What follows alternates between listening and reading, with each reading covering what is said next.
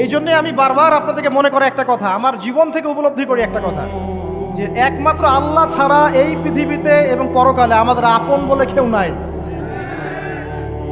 বাকি সবাই সবার স্বার্থের জন্য আছে।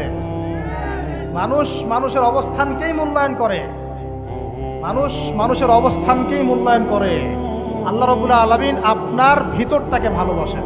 দেখেন, আপনি যখন নামাজ পড়েন নাই, আল্লাহ পাক কিন্তু আপনাকে ধ্বংস করে দেন নাই। আল্লাহ পরম করুণাময় আপনাকে হেদায়েত দিয়ে নামাজি বানিয়ে দিয়েছেন। জীবনে অনেক পাপ করেছেন, ইনস্ট্যান্ট আল্লাহ পাক শাস্তি দিতে পারতেন, আল্লাহ পাক দেন নাই।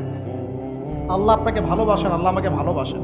আল্লাহ পাকের এই ভালোবাসার ঋণটা শোধ করার জন্য হলেও নামাজি হয়ে যান, আল্লাহর পথে ফিরে আসেন, দিনের জন্য কিছু করেন, দিনের ফিকির করেন, পড়াশোনা করেন।